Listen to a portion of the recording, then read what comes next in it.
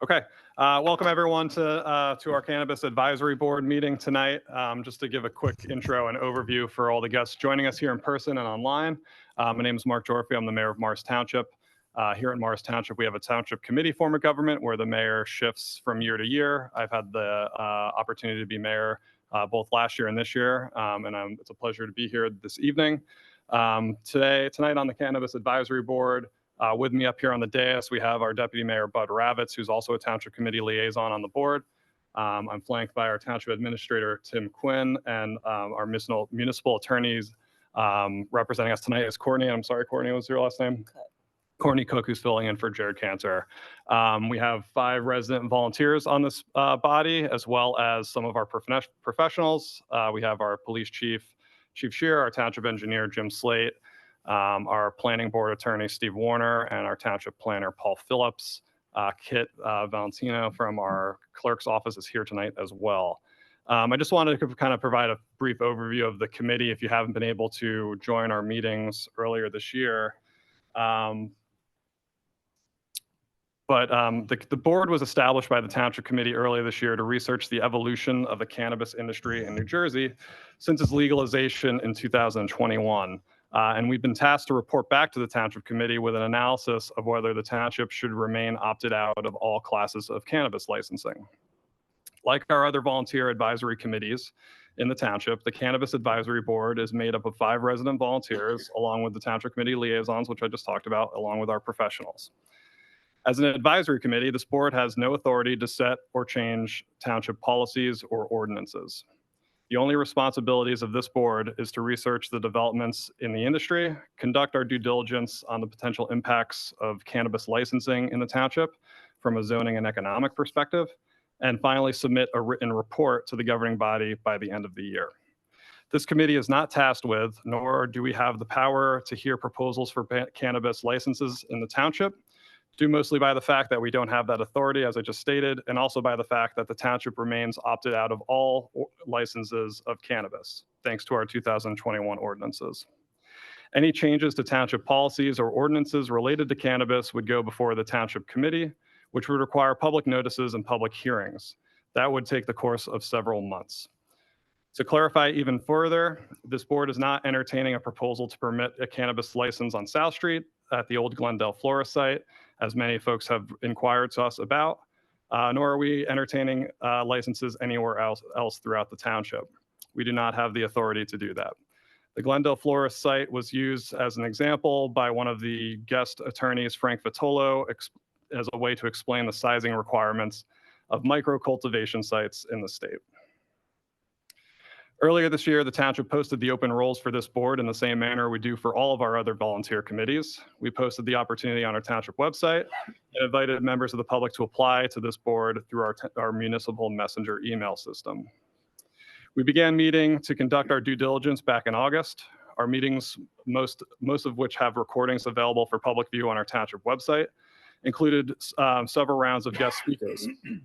Since August, we have heard testimony from our municipal attorney, our planning board attorney, our township planner, our township engineer, and our police chief. We've also heard from professionals with experience in the industry, both locally and from throughout the state.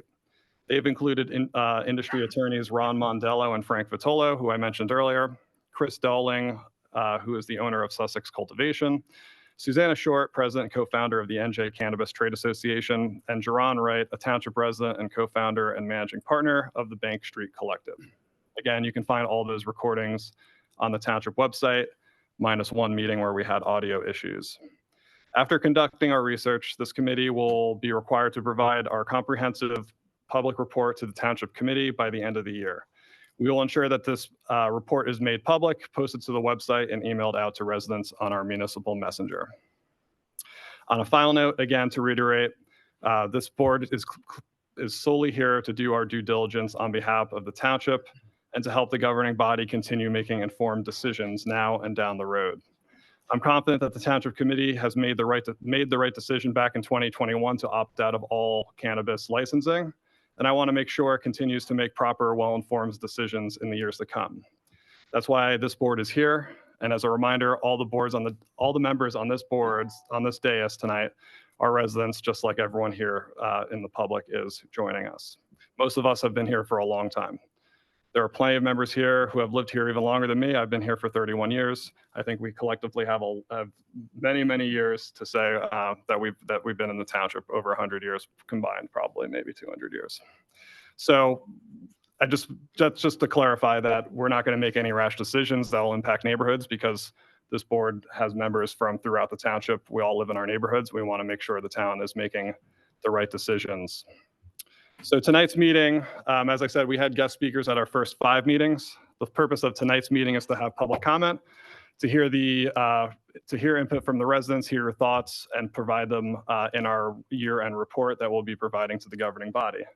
After public comment, the Cannabis Advisory Board will be deliberating. We'll have an open discussion about what we've heard so far and how we want the report to go. We'll obviously we won't be able to develop the whole report based on tonight's meeting. We'll have to collaborate offline as we fine tune the report, and then we'll make sure we have a good finished product by the end of the year for all to see. As we take public comment, if you do wish to speak, please form a line in front of the podium. And when you do come up, please state your full name and address for the record. If you are a virtual attendee and would like to speak, please raise your digital hand on Zoom, and we will call on you in the order that your hand was raised. We'll start with in-person attendees first, and then go to virtual attendees. Attendees will have 5 minutes to speak, and if you have questions, please direct them to me so that I can ensure the proper person responds. All comments tonight will be included in the appendix of our final year-end report, as will any written correspondence from residents that we have received either directly to members of this board or to the clerk's office. Before we open the public comment, I just wanted to ask if any of the board members had any comments or questions before we move in. Covered it. Any questions from the professionals? Okay. I will just ask everyone on the dais to turn your mics off so we don't get interference. And we'll ask our first attendee or guest in person to come on up to the podium, state your name and address, and we will take your comment. Good evening. My name is Paul Stout. I live at 29 Oak Lane here in Morris Township. Do I need to go on Okay. Yeah, I'm going to be, bear with me because I'll be typing too. So Okay. Go ahead, Paul. Do I do an oath? No oath? Okay. No. Okay. My wife and I have lived in the township for over 16 years, and I've lived in the Morristown area for over 25 years. We have an 11-year-old daughter who attends Frelinghuysen Middle School. We moved to Morris Township because it's a quiet community with access to the more urban conveniences of our neighbor Morristown. I have served as a member of the Board of Adjustment and as the chairperson of the Economic Advisory Committee in our township. So when I learned that the Morris Township Council decided to form this Cannabis Advisory Board, I was shocked and disappointed. My first and most important question is, why? And then I asked myself, what is the benefit to the township residents? I attended your last public meeting, and those questions, quite frankly, were not adequately answered, so I'll briefly explore them here. What are the benefits? If this board argues that it will generate tax revenue for the township, I respectfully ask that you run the numbers yourselves. I bet that it's a far cry from the annual revenue of $250,000 that Montclair claims to collect. My math indicates it's closer to $50,000, which equates to 1/10 of 1% of this town's budget. But again, I believe you need to run those numbers yourselves and ask the question, is it worth it? Or if this board argues that there's a need for a dispensary in Morris Township, I respectfully remind you that Morristown has chosen to open one right on our border on Ridgedale Avenue. The local media reported that the location was handpicked by the Morristown politicians because it didn't want the location in the heart of town. To me, that speaks volumes. Further, your guest speaker at the last meeting, Susanna Short, indicated one dispensary in our area is plenty. So with a dispensary ready to open just feet from our town border, where is the need? But more importantly, what are the detriments? Of the roughly 564 municipalities in the state, my research shows that only 29 recreational dispensaries are open. Yes, 29. That means that 95% of the towns in New Jersey do not have pot dispensaries. Why do we want to join that small group of towns that chose to introduce drugs to their communities? A hard-hitting investigative article on NJ.com last week noted, and I quote, "Cannabis entrepreneurs seeking a piece of the billion-dollar industry in New Jersey are saying they're being exposed to extortion, intimidation, and political savagery." End quote. Again, how does opening a pot dispensary benefit the residents of our town? Further, crime and pot dispensaries come hand in hand. A recent and widely cited study by the University of Colorado found that towns that open dispensaries experience between a 26% and 1,400% increase in crime. Yes, up to a 1,400% increase in crime. Also, imagine how easy of a target a dispensary in Morris Township would be to criminals. These facilities have millions of dollars of inventory and large sums of cash on hand, with easy access to interstate highways such as routes 24, 287, and 80. Why would we want to introduce that sort of crime target to our town? Also, prepare for skyrocketing emergency room visits. A recent study examined data on cannabis-related emergency room visits in California from 2005 to 2019. They found that visits among adults 65 and older jumped from 366 visits in 2005 to over 12,000 visits in 2019. Finally, consider our children. We teach our children to say no to drugs, yet we'll be sending the opposite message to the thousands of children in our schools if we allow pot dispensaries in our town. And I wish to remind you all that marijuana is an illegal Class 1 drug, according to federal statute. Again, how does this benefit our town? In closing, please know that I'm not saying cannabis is inherently bad. What adults choose to do with the drug is their business. However, it's my strong belief that introducing scheduled drugs like cannabis into Morris Township is bad business and dangerous policy, which, if approved, would do far more harm than good. With that said, I respectfully ask that you say no to drugs in our town. Thank you. Thank you, Paul.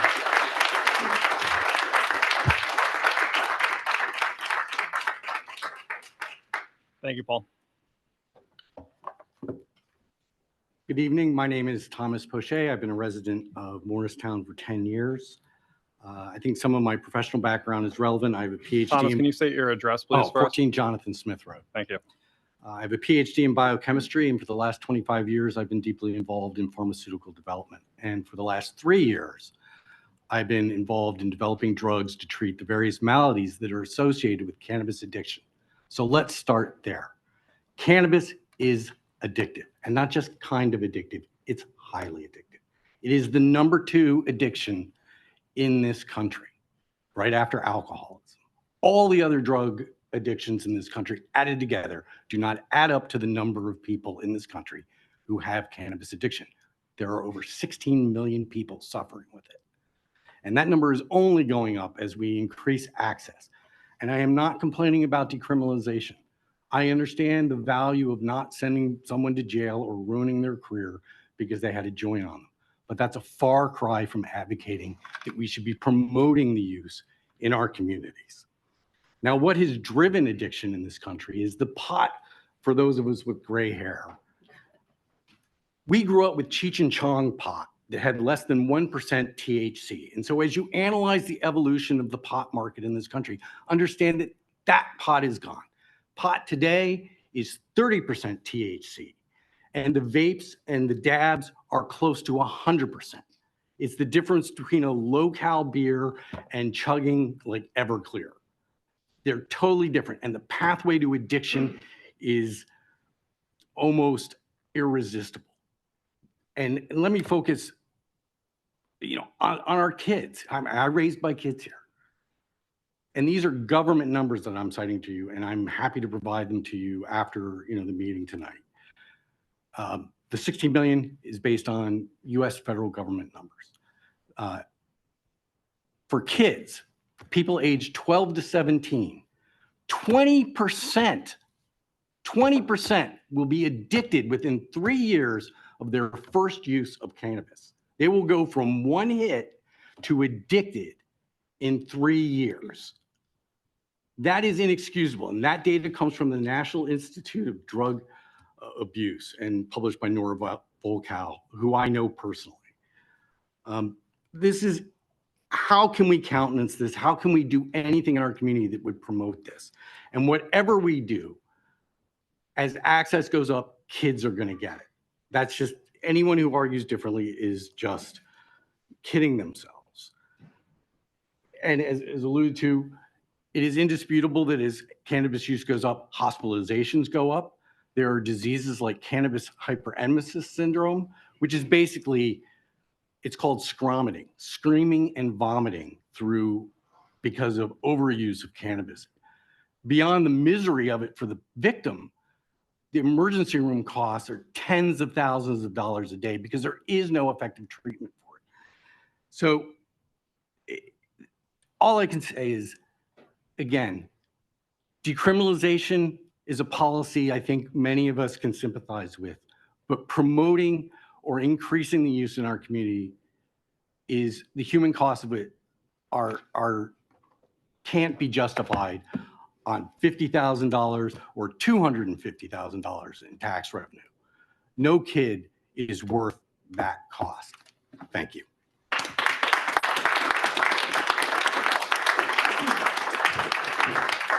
Thank you, Thomas. Hi, go ahead. Hello.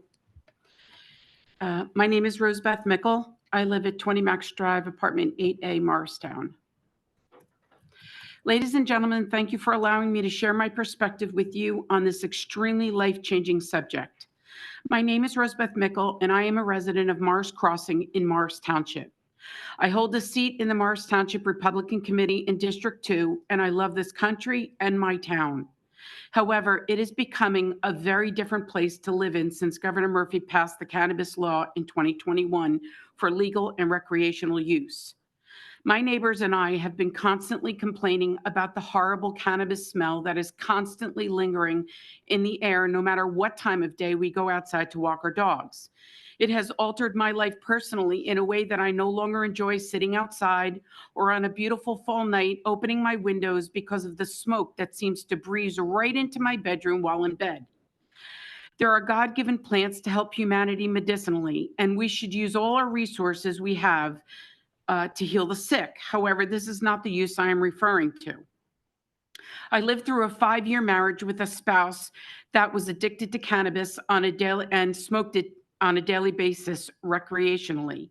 I can tell you firsthand that the person using behaves very differently than the person that is not high. It hindered his life, and his addiction hurt our marriage to the point of divorce. According to the United States Census Bureau, as of April 2020, there were 20,173 residents in the town of Morristown. If you add in Morris Township and Morris Plains, that is 49,296 residents total. At the last meeting, which I was on by Zoom, a man sat here telling this board that he desires to get approved to have a cannabis dispensary in Morristown because he feels it is a culture and a lifestyle that is shared by him and 200 other signatures, which is approximately less than 1% of the residents. I don't think that the 68.64% of the residents who voted for recreational cannabis realize that it will change their lifestyle that they know and love if this gets approved. I am begging you, as a resident of this town, hear us all here. Cannabis is not the culture or the lifestyle that we will enjoy while living in this town that we feel safe to allow our children, grandchildren, nieces, and nephews to be a part of. Thank you.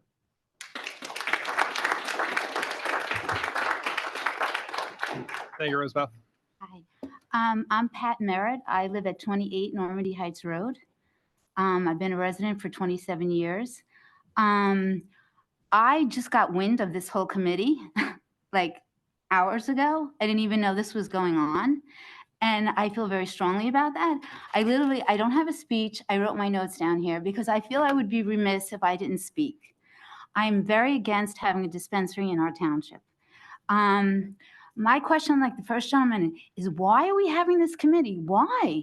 Who asks for this committee? Somebody who's going to benefit from it? I don't understand the reason. It's so new.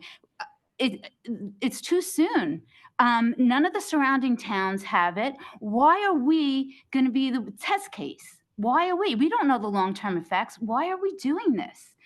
Last year, Madison, the town of Madison, was considering a dispensary. I know somebody who lives in the town. Again, it was like very quiet till the last minute when they announced they were going to grant somebody an ability to open a dispensary. Well, the whole town got together, made their presentations. P.S., I think it was last December or January, they decided to pass on opening a dispensary. I would ask you, I don't have the statistics. I don't have, could you look at that presentation? Could you look at their findings? Could you understand why they passed on it? I'm very against, well, the cost. I'm very much concerned about the impact on our property values and our quality of life. Cannabis is a cash basis. I have an accounting background. It's against federal law. You can't use a credit card. Banks won't do it. So it's cash. So we're going to have a lot of theft. It's, as he said, we're near the highways. It's robbery. You know, revenue. You talk about revenue. I haven't seen any numbers. I know nothing. But I know these businesses, they don't make money for years, like 5 years. So what are we taxing? Again, I'm all new. Are we taxing their profits? Well, they're not going to have a profit for 5 years. So we're not going to get any money for 5 years. Are we taxing the sales? Maybe sales will get something. That's something to consider, okay? And I think the costs exceed the benefits. Crime goes up. There's accidents, people driving high, they're ingesting it. Like, how do you know when somebody's drunk, you know they're drunk, you can do the blood alcohol. How do you know somebody's high? Some people say, oh, you can smell them, but you can ingest pot. You can't smell that. How do you know they're high? I'm very concerned. I'm driving. Is people high around me? How do I know? There's a big mental health component to it. Depression is high. I've not heard you mention medical people. Have you discussed any medical implications with this? I've heard financial, Have you I don't see that in anything. I've not heard that, okay? What I have read is that marijuana can induce psychoses. It's extremely dangerous to young boys. I think it's like a 30% rate of inducing schizophrenia. Like, what are we doing, okay? So I'm concerned about that. And my last thing that I just want to mention is, similar to the first gentleman, we say, you know, pot is a gateway drug. Okay, we tell these students, you know, don't smoke. It's bad for your lungs. Don't do drugs. Okay, we have a major problem in New Jersey with drugs. We spend all this money for rehab and Narcan and all of this. Okay, on the same time, so we're spending all this money here, but then if we make pot, you know, accessible, we're telling them it's okay. By opening a dispensary, we're telling them it's okay. It's not that bad. If we're willing to sell it, it's not that bad. So I feel for these kids in high school. What are we doing? What are they doing? So I don't know. So that's me in a nutshell. I just felt compelled to talk to you. I don't have statistics. It's just my general knowledge. I feel it's a really bad thing to do. Again, why are we doing this committee? Why are we going to be the test case? Who's making the money? Who is making the money? Who's really going to benefit? Not us, not our children, not our property values, not our quality of life. And that's all I have to say. Thank you, Pat. Pat, if you can... Pat, if you can just one second, Pat. So I think a lot of your questions would be answered if you watch the recordings of our previous meetings online, which we provided. And if notice was a problem, I highly encourage you to sign up for our municipal messenger emails where we notice these meetings, as well as checking out our website with all the advisory committee meetings so you can see all the agendas and recordings that are available to the public as a resource. I think the overall question there was why, which I think a lot of those questions would be answered during our hearings. We heard testimony from the police chief. We heard testimony from our law professionals here too. So I think they'd be a good resource for you. Good evening. My name is John Setti. I live at 6 Reed Road. My wife and I have been living here since 1977. I want to talk to you tonight, not about taxes, not about opening a store in the town. I want to talk to you about the devastation of what this does to children. I've been involved in helping drug addicts, children, since 1980. People like Frank and Kathy Hyland remember Mary Mulholland. She started a golf tournament called the Dope Open. It raised over $100 million to help children that were addicted to drugs. I was with her for 25 years. In 1991, we started Daytop, New Jersey, in Mendham, New Jersey, a residential treatment center for children. As we've had heroin addicted kids, 8 years old, 8, who their mother got hooked on heroin after giving them marijuana. Okay. Marijuana is the gateway drug. I don't care what they say. I have glaucoma. I could get marijuana. Not interested. I've seen what I've been involved with Daytop for 31 years. Okay. The total devastation on children, and these aren't inner city kids. These are our kids from Morris County that we've taken care of, in Ocean County, Somerset, Essex County. Okay. The fact of the matter is, it's not something we need in Morris Township. The fact that 63% of the people voted for this, that's amazing. What do they think? Their taxes are going to go down? If they sell $10 million, you get 2%, right? That's $200,000. You can't lower taxes with that. I think there's things that you could only use it for, like drug rehabilitation or drug. I don't think you can lower taxes or buy a new truck with it. Okay, but that's beside the point.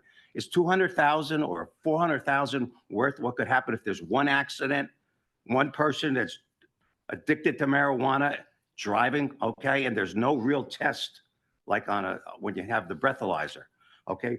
The other thing I want to mention is I started the Crime Stoppers program in the sheriff's office 38 years ago, and I still run it. Nationally, there's thousands of these programs. Nationally, 40% of the calls are about drugs. In Morris County, over 38 years, 80% of the calls are about drugs. We have a problem. I don't think we need to enhance it with a marijuana store. There's one in Morristown. Thank you.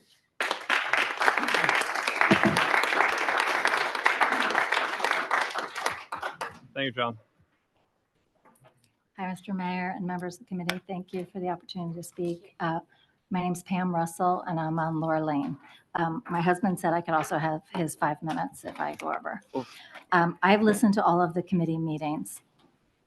This committee was structured from the outset that you would not allow any discussion as to whether, quote, cannabis is good or bad.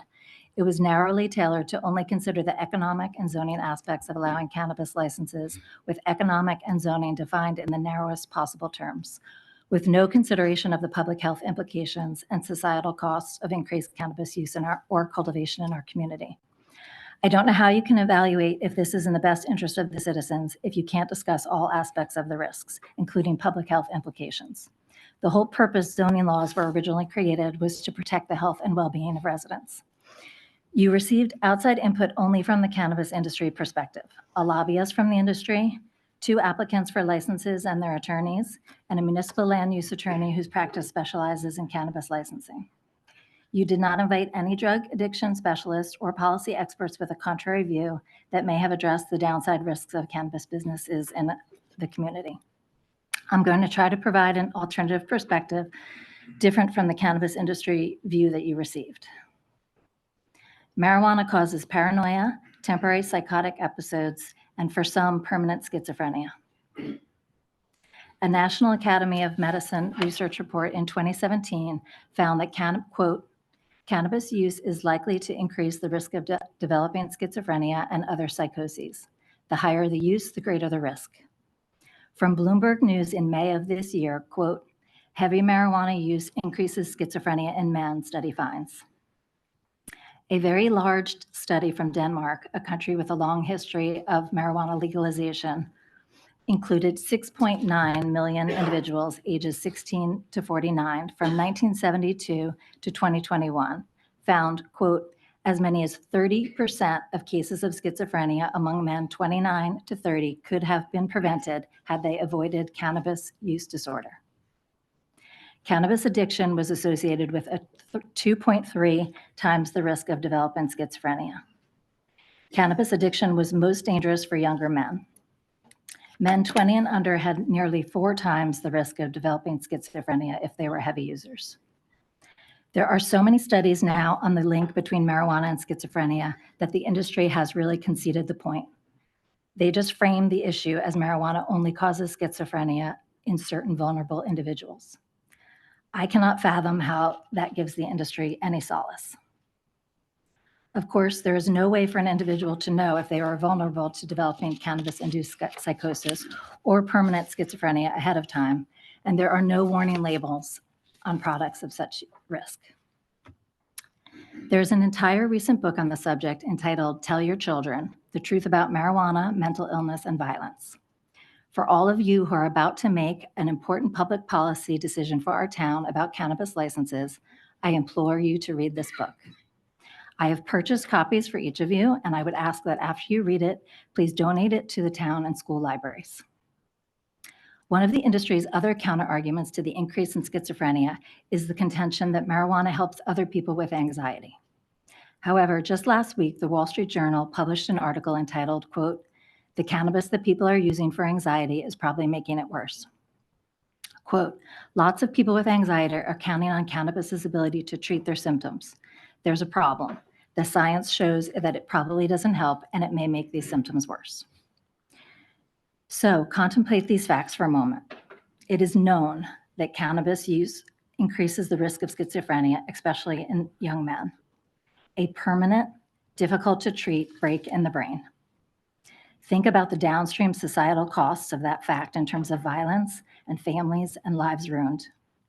The destruction of a young person's brain for profit. The destruction of a mind, one's thoughts and judgment and conscience. A town government should not willingly put its stamp of approval on a swanky-looking retail dispensary or a high-tech hydroponic greenhouse, causing such destruction of human life for additional tax revenue. The estimates of the tax revenue for the township from the industry were $250,000 to $500,000. I think all human life is infinitely precious and no amount of money should be considered.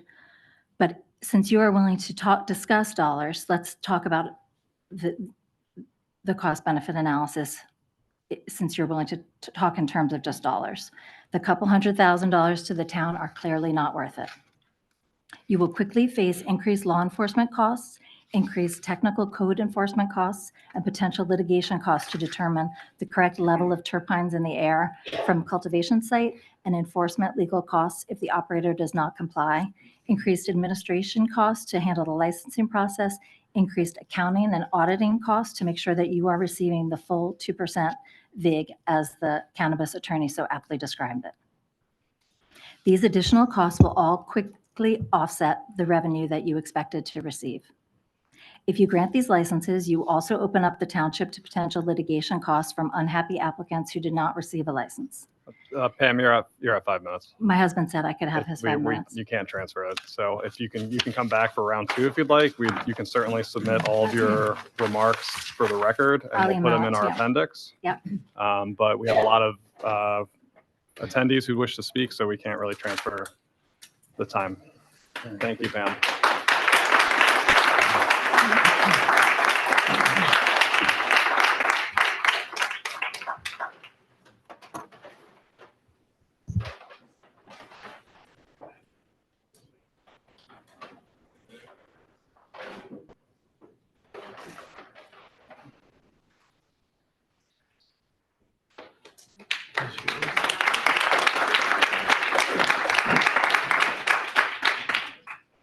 Good evening. I'm Arthur Hedge from 30 Laura Lane. My wife and I have been residents of Morris Township for 24 years. I am speaking here tonight as a parent of 2 children who were raised in this town and had a successful childhood. They loved living here. They took advantage of all the great recreational opportunities in this town, whether it's playing baseball at Ginty Field, or swimming in the pools, or going into the parks, or hiking, or joining Boy Scouts, all very productive activities that were promoted by this township and continue to be, with renovations to the tennis courts and the pickleball courts. Fabulous things that this township committee does. I don't see any benefit to putting anything related to cannabis in the town of Morris Township. If you're willing to sell your souls for $200,000 and set a terrible example for the children of this town, then God bless you. Otherwise, turn the money down and let these projects go up in smoke. Thank you.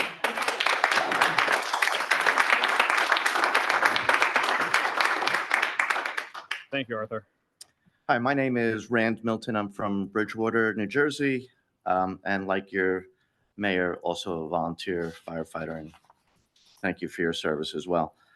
I represent the company Green Growth CPAs. They are former Deloitte accountants. And we operate a dozen legal dispensaries in multiple states, and we were interested in opening up in the area here as well. One thing that's kind of important is I have a son who's at Rutgers University who suffers from Crohn's disease. And if many of you know anything about it, it's a very serious autoimmune disease. Fortunately for modern medicine, it's under control, and it also includes the use of cannabis to help with his appetite and so forth, and he's thriving and doing well with it. 70% of your residents, almost 70% of your residents voted for cannabis to be allowed in your town. I'm surprised that there aren't that many people here to make that argument. But our company operates dispensaries in a safe, controlled, and responsible manner. Our analysis shows that when our stores are open, they generate revenue of $1 million a month. 2% of which would go into the local economy, and it also provides jobs as well. So we look forward to the council to seriously consider allowing Class 5 cannabis retail sales, and I thank you. Thank you, Ram.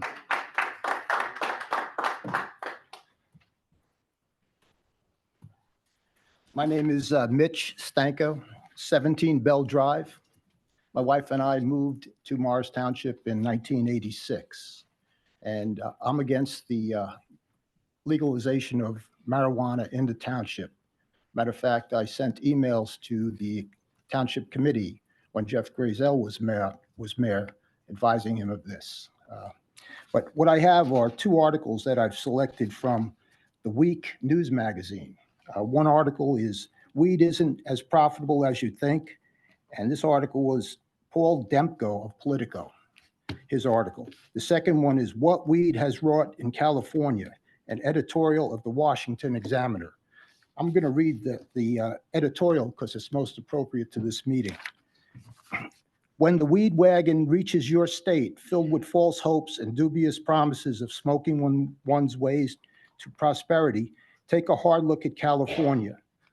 The state legalized recreational marijuana use by referendum in 2016. With advocates promising it would squeeze the illegal trade out of business. But as the Los Angeles Times investigation revealed last week, the exact opposite is happening now. It has spread crime out into the rural areas and turned local politics across the state into a morass of corruption. Local politicians are now demanding six-figure bribes from the cannabis industry for growing licenses and legislative support. Meanwhile, as the use of weed becomes more widespread, illegal and completely unregulated growing operations have popped up across California, overwhelming local law enforcement.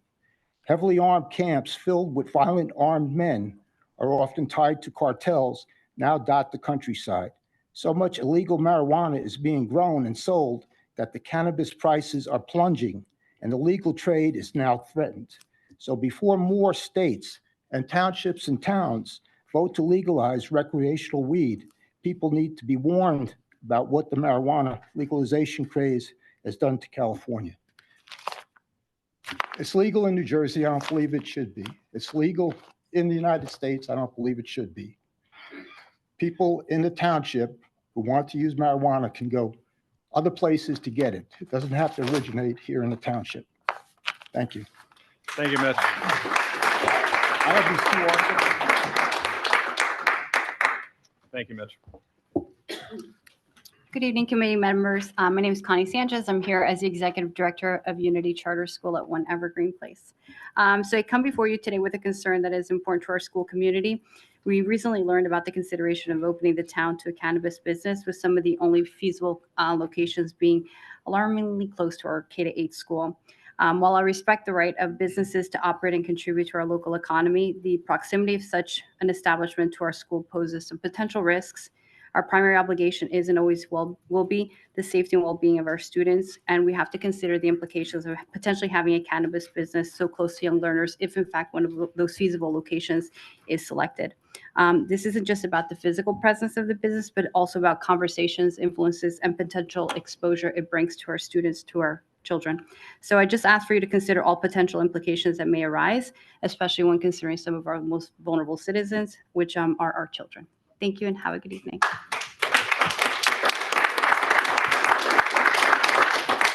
Thank you, Connie.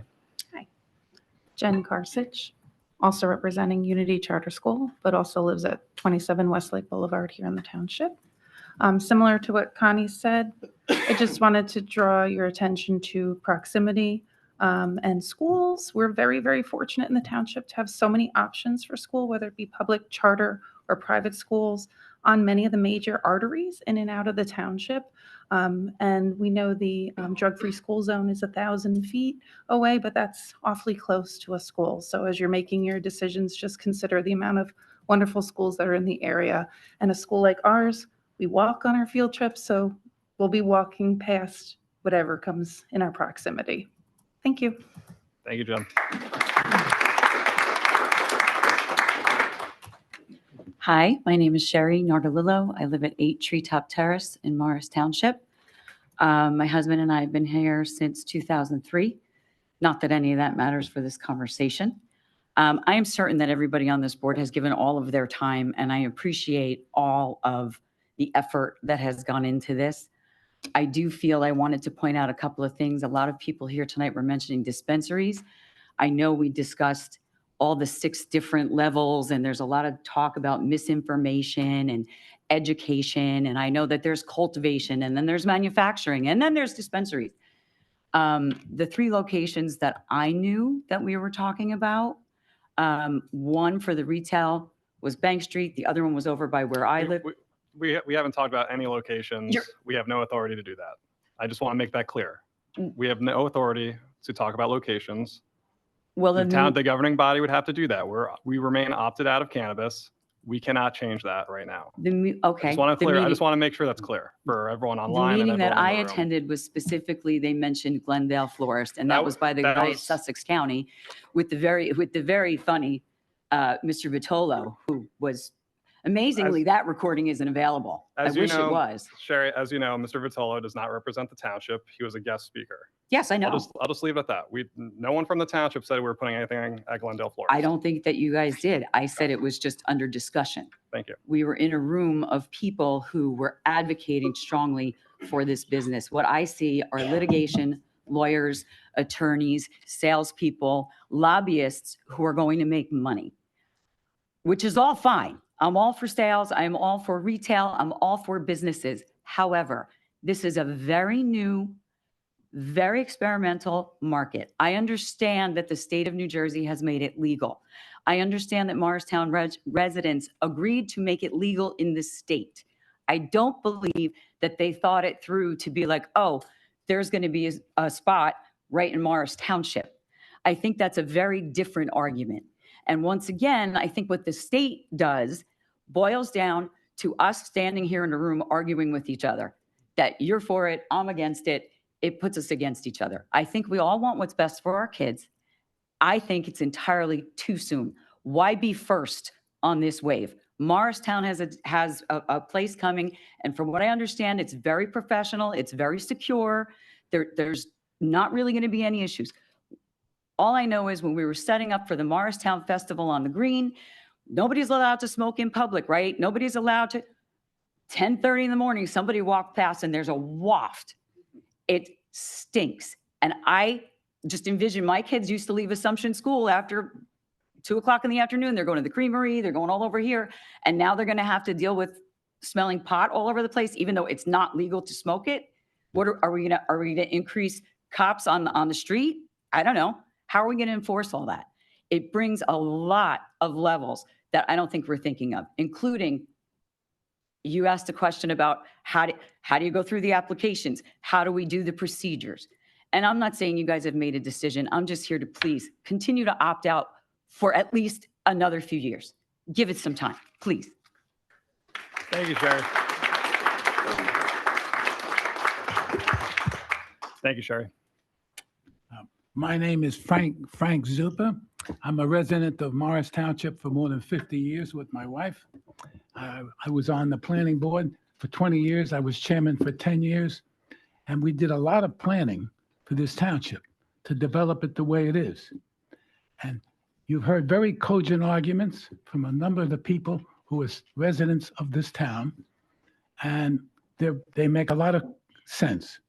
In addition, I haven't seen any of the finances of this, but I'm saying to you, everything I hear is not in keeping with what made this town what it is. And therefore, I'm saying to you, I'm very considered, and I've considered what I've heard, and I'm saying it doesn't make any sense to be in this township. So if I probably will talk to some of you separately, but in any event, my comment to you is my 20 years of experience in planning doesn't sound like this is the kind of thing that the planning board I ran would vote for. So I pass that on to you. Thank you.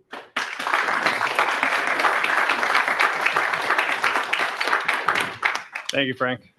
As far as living a long time in Morris Township, I've been here for 84 years. No one will dispute that. Within a 5-mile radius, I had 9 of my grandchildren graduate Morristown High and go to the Morris School District. Started a group about 30-some years ago with Carol Egan, who was like a pit bull with me because she knew I was on the township committee or involved. And we started Teen Pride, now called Positive Pathway. It was a 24-hour counseling service. We are in Morristown High in the Morris School District. The statistics as far as cannabis, forget it. I don't care. I think we have to consider where we live, where it's going to lead with our kids, not only our high school kids or junior high school, but little kids. I mean, it's ridiculous. I don't think we should do it. I don't care if we get $200,000 or $2 million. It's not worth the money. We've got to stand up for our children and our grandchildren. Now I have 9 great-grandchildren, and 5 of them live in Morris Township. And we'll probably go to Morristown High like my 9 grandchildren did, and in the Morris School District. So I beg you not to go along with this. I don't care where it's going to go or what. We don't need it. We don't need anything like that for our kids. Start another program for younger kids. A positive pathway is what our group is called now. 24-hour counseling service. They're in Morristown High. They're in the junior high school. Anywhere we're needed, we go with our counselors. And I think that's the way to go with any money that we're going to get. It's not going to go towards things like that, I guarantee you. I think we have to take a stand here, and a strong stand, no matter what the tax problem is going to be or what we're going to lose or what we're going to win. We shouldn't rely on that. So I beg you not to do this. I really do. I sat on the township committee. I've been on the VOTEC board for 30 years. I was there. And I mean, it was a labor of love, every bit of it. And I think that everybody sitting on that dais right now should just shake their head and say, no way, no how. And the other township committee, I thank you for your time.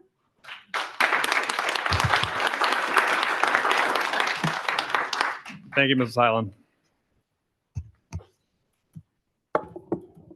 Ladies and gentlemen, my name is Jerron Wright. I'm going to turn the mic this way and speak to you, the township, as a member of the township. And Jerron, can you say your address, please, for us? yes, 13 Cedar Street.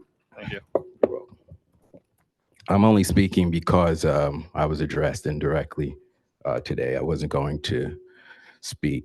Ladies and gentlemen of Morris Township, good evening. Thank you for joining us at this critical meeting of the Cannabis Advisory Board. Your presence here demonstrates your dedication to our community and its future. Firstly, I want to underscore the significance of this committee. Its formation was a proactive step by our township to navigate the complex terrain surrounding the legalization of cannabis. This committee isn't just a forum for discussion, it's a bridge linking informed decision-making with the diverse voices of our community. Understanding the history of cannabis and its stigma is critical. For decades, cannabis has been shadowed by misconceptions and a troubled past, impacting laws, lives, and communities. This legacy of misunderstanding has often overshadowed the medicinal benefits, economic potential, and progressive regulation of cannabis. I acknowledge that emotions are high. There's a spectrum of opinions on cannabis, each with its depth and perspective. It's essential to remember that this committee was created not only to explore the possibility of adopting a cannabis ordinance, but to educate and inform our township on all aspects of cannabis legislation and its impact. Our cannabis approach isn't just about today, it's about tomorrow, particularly when it comes to our children. I have a 2-year-old daughter my wife is inspecting in December. Does that make me an irresponsible parent? To be informed? We share a common goal to safeguard our youth from harm. Part of our responsibility is to ensure that if cannabis becomes part of our township, it is introduced in a way that prioritizes safety, health, and well-being of our young people. We strive to build a framework that not only addresses accessibility and regulation, but also focuses on the education and responsible use. Our journey is about more than laws and regulations. It's about setting a precedent. How we handle this issue will echo in the ways we manage new challenges and opportunities that face our community. The decisions we make here have the power to shape our town's character and values. So as we continue our discussions and move closer to a decision, let's keep an open mind, respect each other's viewpoints, and remember that we are all here with the community's best interests at heart. Together, let's build a future for Morris Township where understanding, responsibility, and community welfare are at the forefront of our decision-making. Thank you.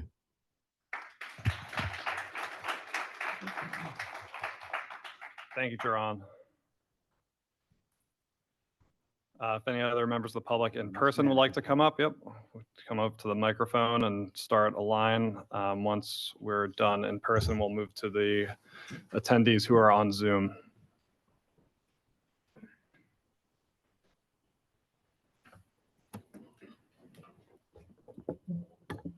Sorry, I'm kind of short, so bear with me. It's all good. Good. You're good.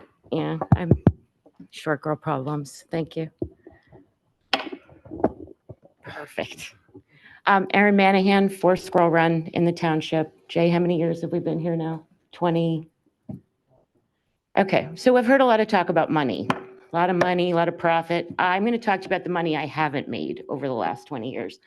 I've been in Catholic school education for 22. Many of you in this room entrusted me with your children. I can probably, actually, Mr. Quinn, I had both years. I have spent my entire life not making money to keep those kids safe. This town has been a perfect place for my 25 and 22-year-old. Don't bring this in here. Let them play on those little league fields. Let them be at that pool. Let them ride those horses. Let them ride to Richie's Deli on their bike. Stop normalizing this. We're pulling them out of COVID. How many kids were home for almost 2 years, attached to a screen, sitting in their rooms? They're struggling. They're just getting back to normal. We have to stop pretending that this is nothing. It's something. And I've been doing it for a long time. I'm currently with 7th through 12th grade boys. Again, not making much money, but this is my life and this is what I do. This is wrong. It doesn't belong here. It's fine in Morristown. It's already done. Why do we need it another 2 miles over here? I will never understand that. Thank you.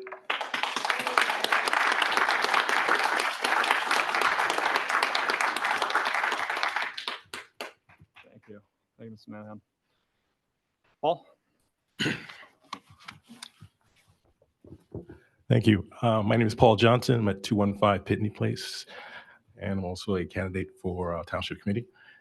So I want to thank you for holding this meeting and making it available, open to the public. I've attended some of the meetings. I really appreciated that.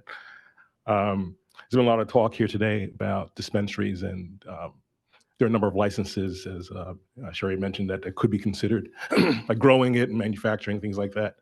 I think probably the end goal is dispensaries. I can't prove it, but I suspect that's the case. So I guess that's what concerns most of us.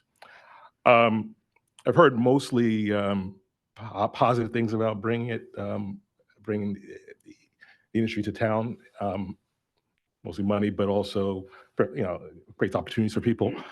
I wonder if we've looked at what's happened in other places like Colorado, where they've seen increases in property crimes and increase in traffic fatalities. Probably we don't really want that here.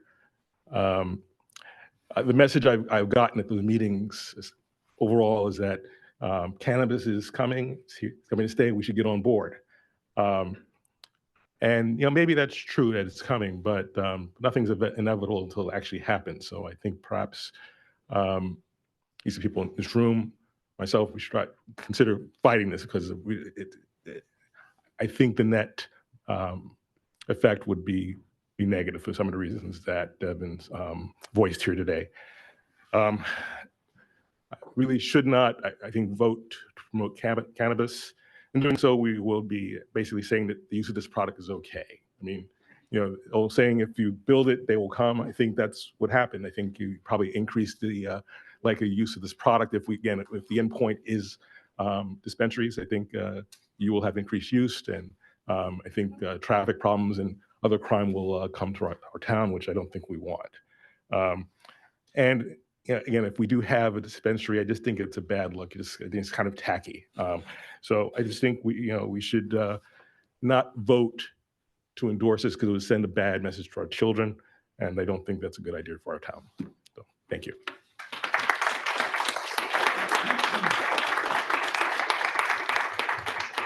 Thank you, Paul. My name is Carl Bodenhausen. I'm currently not a resident of the township. I was for many years. My wife is a teacher in the elementary schools here. She's been doing that for 25 years. I represent a company that owns a large majority of the commercial real estate on Ridgedale Avenue. We have 17 tenants. I've spoken with most of them, haven't found any of them that are in favor of having cannabis on the Ridgedale Avenue corridor. There's not many options other than Ridgedale Avenue, East Hanover Avenue, a little bit of Sussex Avenue. The reality is that we are we encircle Morristown. Morristown has its own issues, but we unfortunately are the recipients, excuse me, recipients of things that happen in Morristown. Morristown has voted in, as we all know, to put one on, as everybody else has previously stated, miraculously as far away from Morristown as possible, right within 100 yards or a little bit further than 100 yards of a charter school. So the impact economically to the town may be potentially beneficial, they say, but the economic results, the police activities, we heard about the statistics. I didn't need to prepare myself after going after these guys. Their statistics are very overwhelmingly against cannabis stores. I just plead with the township committee, the cannabis committee, not to move forward with allowing it for another 5 years. I don't believe it's going to do anything for the township in any way. Thank you.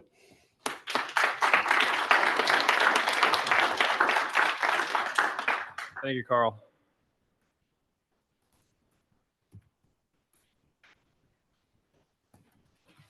You guys heard from me before, but my name's Susanna Short. My address is 13 Schoolhouse Lane, Morristown, 07960. I listened to everything over the Zoom before I came in, and you've heard plenty from me, so I'm not going to repeat myself or try to, get into a conversation over the very meaningful comments that I heard tonight from the residents. One theme, though, that I just wanted to highlight, I'm hearing folks say, we don't want this here, we don't want this here. And I just want to make the point that it is here. Cannabis is already here in Morris Township. It's being sold in unregulated ways. It's not generating any tax revenue. It's accessible to children. And we find that when we do regulate it, we're able to make it safer and have a safer community. So I'd ask you to consider that. Thank you. Thank you, Susanna.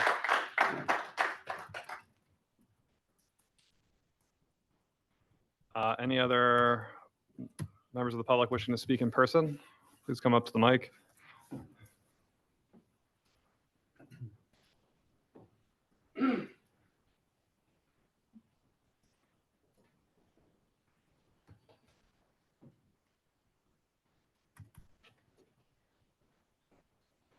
Now I'm the tall one.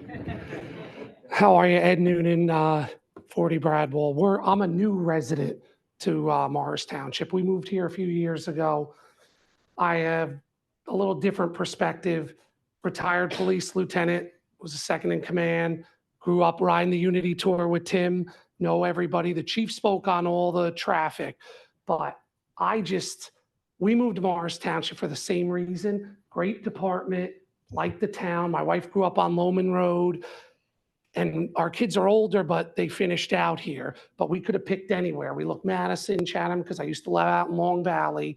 This town had something special even when I was a rookie. I started my career at Park Police. Mr. Setti, I seen him back there. He hired me, and then I moved on. But I also worked undercover narcotics, where I was assigned with the DEA, and I worked. And to this own, I could just tell you, I heard a lot about the manufacturing and the greenhouses. You're not going to argue me that the smell is not going to go around. She mentioned booting at the last meeting. I talked to my connections there, and they're like, on a windy night, you're going to smell it. And I remember coming through the back door at my headquarters, and I'm at the back of the police station, and I could smell a dime bag in a plastic evidence bag in a metal locker until the detectives took it and secured it in a huge locker. It's just one of those things, the smell, you're never going to get rid of. It's out there. And when I started hearing from friends and they wanted me to come speak as a ex-law enforcement officer, when I heard that they were thinking of putting it in neighborhoods, and I read some of that stuff where you could put it in a small greenhouse, and one of the locations I did hear, hey, maybe a rumor, but to every rumor, there's a little bit of truth. But I did hear that greenhouse, and I'm thinking, they just did trunk or treat there Saturday night.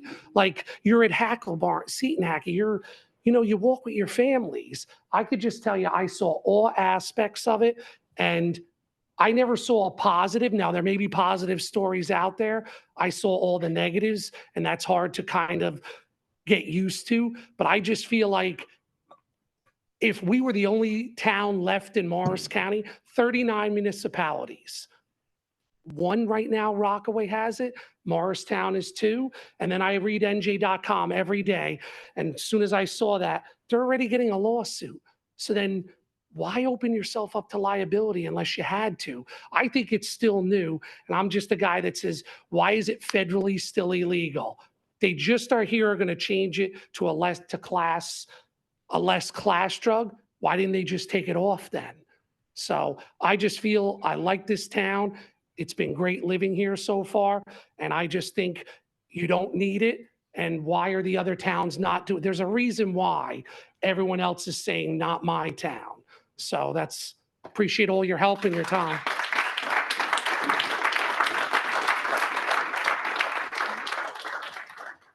Thank you, Ed. If there's no one else here in the room, I'll ask our attendees online to raise your hands on Zoom, and we will recognize you for 5 minutes each. I don't see anyone. There is one person on the phone as well, and I forget what the dial command is. *6 if you're on your phone to raise your hand. And I see MI with their hand raised. If we can let that individual speak, please state your name and address for the record. Hi, my name is Melody Iflin, 23 Messler Road. Can you hear me? Yes, we can. Go ahead. Thank you. I just normally don't even make a point to comment on meetings, but I just felt compelled to speak here. Fortunately, the vast majority of speakers who have already stated their opinions and facts and research have said exactly what I'm going to say. So I just keep it short. I want to repeat that I don't think there is any need for this in Morris Township. And again, everybody who's already spoken tonight, other than potentially one or two people, does not seem to be in favor of this. At a bare minimum, please, I would ask that you wait several years before opting into any of this. But hopefully never, but at a minimum, please wait. Thank you. Thank you, Melody.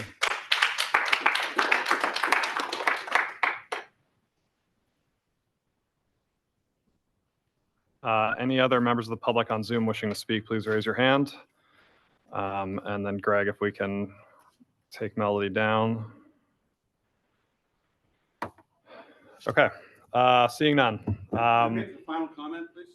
Just one final comment, 30 seconds. It's 7:35. We usually try to wrap these meetings up at 8. We still have to do discussion. If the board is willing to stay past 8 o'clock, we can, but does anyone? Let them Okay. We will limit the second round to 2.5 minutes if folks are coming on for a second time. Again, it's Paul Stout. I'd be remiss if I didn't say this. Of all the people who spoke against bringing marijuana to our town, there were 2 who did. And I think it's only fair that it's made public that they both have an economic interest in bringing marijuana to our town. Thanks.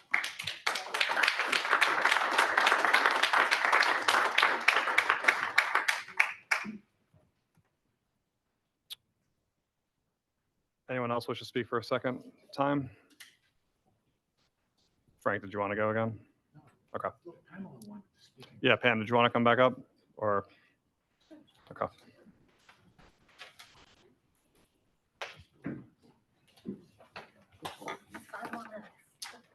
We're doing 2.5. Okay. Thank you. Have it. Okay. Okay. The Kansas City Federal Reserve recently issued a report that the economic benefits of the cannabis industry are widely dispersed, while the societal costs are heavily concentrated among individuals. They found post-legalization in states with a first mover advantage, average state income grew by 3%, house prices by 6%, and population by 2%.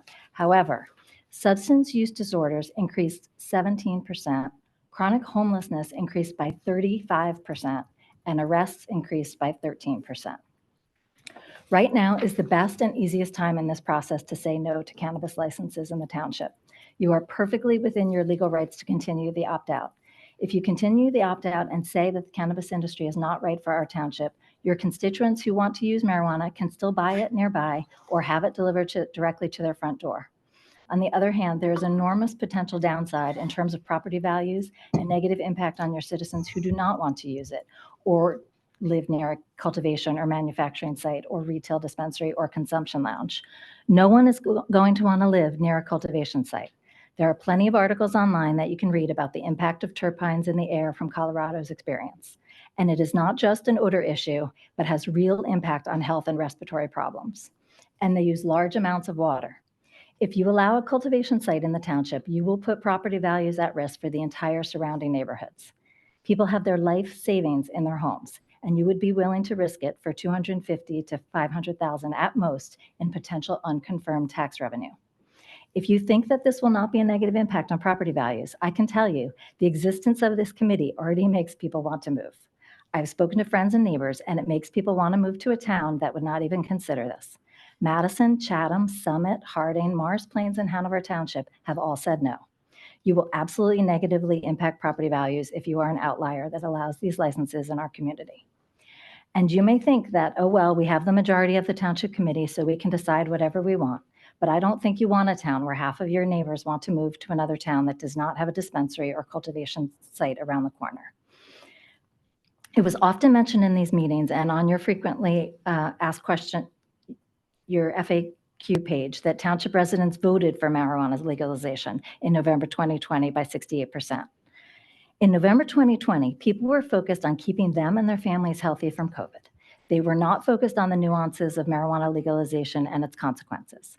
When asked the questions, we may have understood it to mean medical marijuana legalization for cancer patients and even decriminalization and expungement of criminal records for people whose lives had been ruined by possession of small amounts of marijuana. Morris Township residents certainly did not vote on whether they wanted cannabis businesses in their neighborhoods and whether they wanted their town government to share in the profits of such businesses. And New Jersey citizens did not vote to have their state flooded with marijuana. Another issue that has come up in jurisdictions that have granted cannabis licenses is the proliferation of unlicensed businesses at the same time. One of your own applicants stated that in Vernon Township, after they approved cannabis licenses, the unlicensed businesses followed.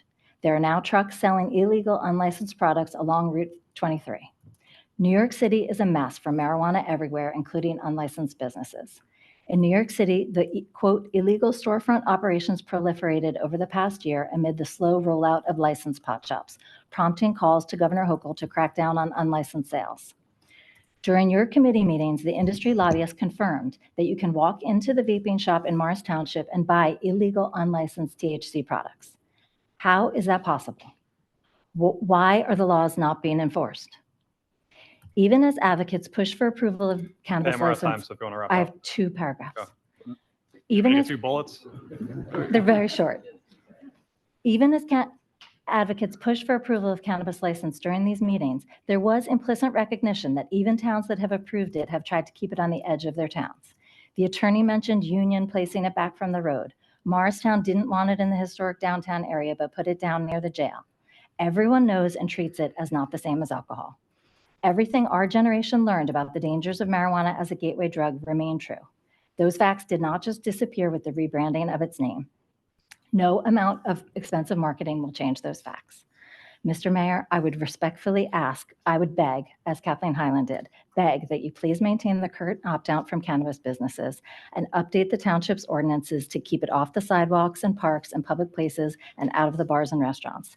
Then you will leave a town in its current status quo that you can be proud of and keep all of your constituents content. And I would ask everyone to please read that book and save as many children as possible. Thank you very much for your time.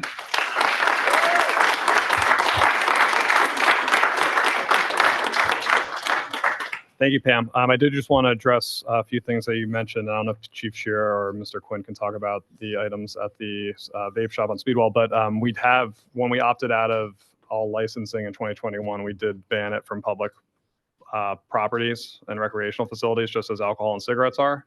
And that is well within our right to do so. So we did that, and I believe it's consistent with what state law allows us to do. But I don't know if Mr. Quinn and Mr. Shearer can respond, Chief Shearer can respond to the issue on Speedwell. And Mr. Shearer, if you can, Chief Shearer, if you can use the mic, please. Just quick response, and I can understand the concern with that shop on Speedwell. However, things that are labeled Delta 8 and Delta 9 aren't classified as a drug that we can charge under. We've had people in possession of Delta 8, and under the guidance of our prosecutor's office, we're not able to charge them. So it's not something we turn our head to. If we were able to enforce something that's criminal activity, we're certainly the first people to do it. We had the Bud Bust in our town and selling illegal drugs, and we had them out and charged within a day or two of being there doing our due diligence. So it's not something that we take lightly. We are aware of the shop, but they're not currently breaking any laws. And if they were, we'd obviously enforce it immediately. Thank you, Chief. And to be clear, those are state laws, not local laws, right? Yes. Correct. Okay. Seeing none, no other members of the public in person. And I'm just going to check online to see if we have anyone with their hand raised on Zoom. We have one hand raised, so I will recognize Christina Wright for 2.5 minutes. Hello, everyone. Just wanted to make a quick comment. I won't take up too much time. I've heard concerns related to safety, like people driving high, addiction, mental health, and strains in relationships when it comes to marijuana. Now, my question is, do these same sentiments apply to alcohol and liquor stores in town? Cannabis dispensaries are a safer choice compared to liquor stores. They have lower health risks, less violence, no lethal overdoses, and less addiction potential. They contribute economically, reduce criminals' justice burdens, and align with shifting public opinion. Plus, marijuana has proven medical benefits, setting it apart from alcohol. So I just wanted to share my comments on that. Thank you. Hey, Christina, if you could just give us your address too for the record. Sure, it's 13 Cedar Street, Morristown, New Jersey. Thank you. Okay. I don't see any other hands raised virtually. So with that, we are going to close the public comment portion. I'm going to ask members of the board, do we need a quick break before we go into discussion? Okay, any of the professionals? Okay. Seeing none, then we'll move on to our discussion. Just any overall comments or questions from the board before we kind of get into this. I did prepare an outline of what the report, or what I think the report should look like based on our 6 meetings. And I'll throw it up on the screen soon, but just wanted to hear if there's any feedback or comments before we kind of start discussing everything we've heard from throughout all of our meetings, but also the outline. Mr. Ravitz. Just real quick, I really want to thank the members of the public for their very passionate testimonies here today. As the mayor had said, we are not obligating anything. We're not looking at anything other than, is this something that we want to do? Don't know what it's going to be. If it's going to be, all we know is that there's going to be a report before the end of the year. But your input is very well received. Thank you very much for it, and we appreciate it. Thank you, Mr. Ravitz. Lou? So I have a question, not so much a question, just a comment on like perspective. Sure. I know that when we got started, we heard from a lot of different experts, and I know that when we reached out to the chief, he reached out to other chiefs in other towns that have already had dispensaries. And I know that, I believe my impression was that you also reached out to your network of other, mayors and other town administrators that have had it in their towns. One of the things that I think is true, and I don't, I'm not sitting here representing one way or the other, but one of the things that I felt came up a bit today from the public comment was that they felt that there was a one-sided opinion that was represented to us from experts. And I'm just curious if you wanted to clarify if you heard similar, feedback when you reached out to other administrators, not necessarily people that happen to be connected to the industry, if you heard similar feedback from them that was positive or negative, because our impression from a lot of the experts that we heard from was positive statistics and information, but I'm just curious of your perspective. Yeah, Chief, did you want to talk about, I know in your testimony during the meeting we had you talked to some police chiefs around, but if you could kind of give us some background on that first, that'd be great. Yeah, so I think at the time I had given my talk, it was, I guess, late September, early October. I don't recall the exact date, but I believe at the time, as far as retail dispensaries, I think there were 9 that day. And 3 days later, it was 15. So it's obviously an ever-growing thing. At the time, the Rockaway shop hadn't opened yet. It was in the process of opening it. And I spoke to the Rockaway chief, and he worked directly with the town and the company that's coming in as far as making sure that it's safe and secure. I kind of had brought my concerns up as if this were a business that were coming to our town. As far as retail, my concerns would be safety and security the same way with any business that had a high cash value. And then as far as just like a bar, people coming into that establishment intoxicated or possibly leaving that establishment intoxicated would be my main concerns. As far as my opinion, I'm not somebody that really shares. My wife doesn't even know my opinion on most topics. So I really feel that my role as the police chief is, if the town feels that it's beneficial for the town, I'll ensure that it's done in a safe manner and our residents are safe and the business owners are able to operate in a safe manner. If the town determines that it's not a business that's appropriate for the town, I'll obviously support them in that factor. I had brought up, I'm a parent of a 11, 9, and I think I'm getting their ages right, and a 3-year-old. And I have the same concerns as many of you parents. It's the same thing that I'm thinking of, having a safe and secure community. But understanding that it's an ever-changing landscape. The chiefs that I spoke to, I talked to West Milford, and as you had, somebody had spoken, Route 23 is getting absolutely crushed with illegal marijuana sales, and they're responding to overdoses due to the lack of regulation there, and they're moving towards that legal side of it. So each town kind of has their own issues and concerns that they're dealing with having them in. Spoke to the Booton chief, and as Mr. Noonan had said, they did have periodic complaints about the smell depending on the weather. So that is something that was a concern. But as far as the crime and the thefts and the things like that, we just haven't seen it yet. I don't know if it's because of the priority they're placing on the security of the systems, but since September, I've been reviewing every informational output coming from towns with marijuana businesses, and there's been one burglary to a facility, which is something that we deal with commercial businesses, unfortunately. So that's kind of where we're at as far as from the other chiefs. But like I said, it's from when I spoke to now, the amount of dispensaries has exponentially grown, and it seems it's going to continue to go that way. But as far as my concerns is the chief of police, safety, security, traffic, intoxicated patrons, and if it was something that the town determined was a worthwhile venture, I would ensure that it was run in a manner that didn't pose a threat to the community that I serve. So that's kind of my thought on it. Thank you, Chief. Mr. Warner, did you have any comments, or Mr. Phillips too, just from other towns that you may represent, or further comments? I'll talk, Lou, from talking to mayors who have had it, I think the overall response, or I guess theme, is just to make sure, one, the town does its due diligence, and two, by doing that, make sure it's the right fit. Every town's totally different, so it's really hard to compare us to other towns. As everyone said, we don't have a downtown, we're a donut. There are neighborhoods pretty much everywhere. So it's definitely a challenge on our end if we were to do it, where it would go. But that's kind of the consensus, to make sure you have community support, but also making sure you do your homework first and know what you're getting into. So. Okay, any other questions?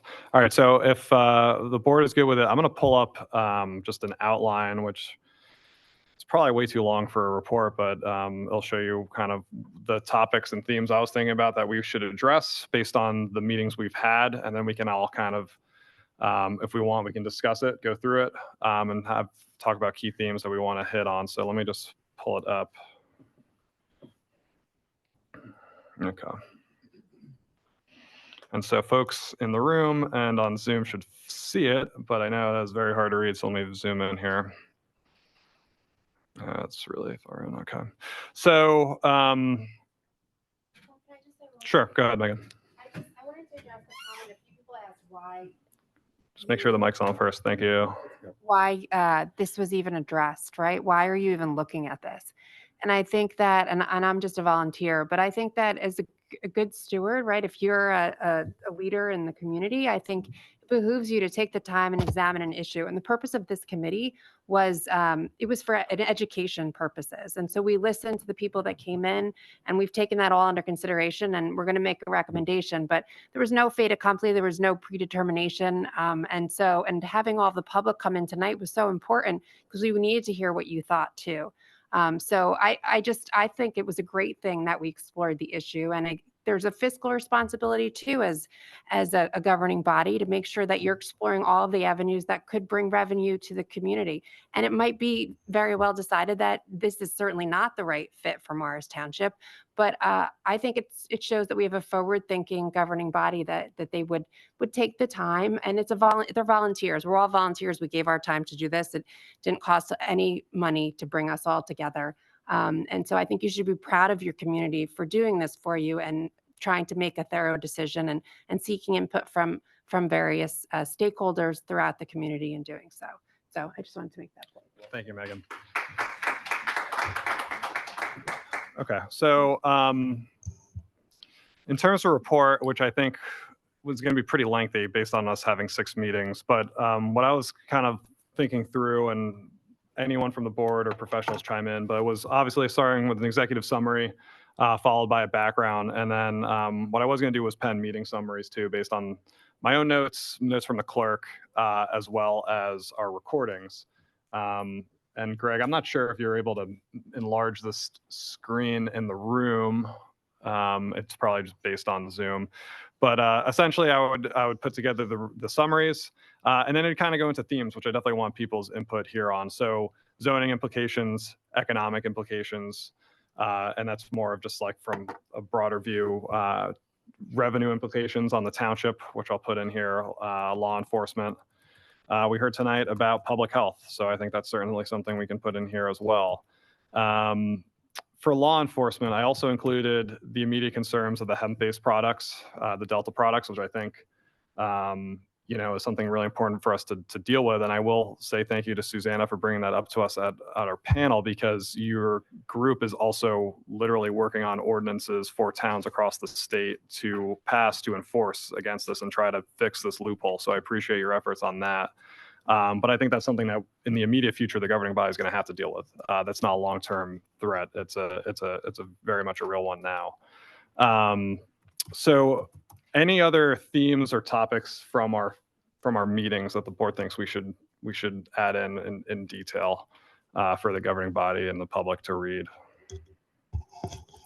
So, Mr. Mayor, I do think, and I appreciate the comments that were shared this evening from members of the public, and you've just indicated that in number 7 regarding the public health implications. I think public health and mental health, wellness and well-being, even though we have received some information that indicates that, a lot of times there's things that are already happening in our community, has nothing to do with the increase in the availability of cannabis through either dispensaries or manufacturing, cultivation, et cetera. But being very mindful of the potential impact that would have on the mental health and well-being of our entire communities, not just our young people, but our entire community, I think are very important elements to make sure that we have some references to that in our findings. Thank you. Thank you, Betty. And I'm struggling with, I think also, like you said, young people as well. I'm also thinking we had the folks from Unity Charter School. So I think probably students, I don't know if it should be in public health or in zoning or both, but we'll all put it in there and we'll try to find a spot for it. Go ahead, Lou. I just want to add one other thing. I think one thing that stood out to me tonight as somebody on this committee, listening to what everyone else had to say in this room, I think to me, what stood out was it was resounding that people didn't feel heard yet. And I think that it's really important that if we're putting our report forward to the committee, I think they should strongly consider, and I brought this up similarly in the last meeting for a different reason, but if people are coming to a room like this and saying that they aren't being heard and feeling that this is their moment to beg or plea, I think it's really important that the committee consider creating, and again, I don't know how this stuff works, but I think it's important to consider creating a process by which, even if people in this room didn't agree with the decision, they felt heard after it was made. I think that stands out. And I don't know if that means having some kind of a vote that, officially, has to create the ability for a decision to be made, but, We can, any member of the public could always email any member of the governing body for sure, but we can absolutely create a form, like a Google Doc to put in comments. We can absolutely explore that more. I think if anything were to be brought up with the governing body in the future, they would have to hold public hearings again. They'd have to have public information sessions again. There'd be public notices and all that. So if you're specifically talking about just follow-ups to this board's work, yeah, we can absolutely put together a comment form and send that out with the report. And we can include that link in the report along with the FAQs and all the other resources that we're kind of learning along the way that we need to provide to make sure everyone has the information that they need. I think one of the things that stood out for me was, I forget which person said it, but they mentioned that, when they voted in 2020, they felt that they weren't specifically voting to allow something like that to be here. And so I just, to me, it just felt critical that, that our voices are heard, in independent decisions. So. Okay. Mr. Mayor, I want to thank you for adding the comment up there about the schools and students. As you know, that was one of the first things that I mentioned. And many of the audience members in their comments this evening mentioned the same thing. We want to make sure that we're protecting our children. It's only legal recreationally for people who are age 21 and above, which doesn't mean to say that kids don't have access to it, because they sure do. We find that, already in our schools, vaping with cannabis capsules and whatever. So we're dealing with that on a regular basis. The fact that they can get it illegally is heartbreaking, but they do have access to it. And one of the potential benefits of having things regulated is that you can begin to shut down some of these illegal retail outlets where they are able to grab stuff and use it illegally, theoretically. So In any case, the other concern that came up early in our dialogue was making sure that not only schools but houses of worship were not anywhere close to any type of cannabis facility, regardless of type. There actually are 6 classes. I know we heard this evening public comments about cultivation and dispensaries primarily.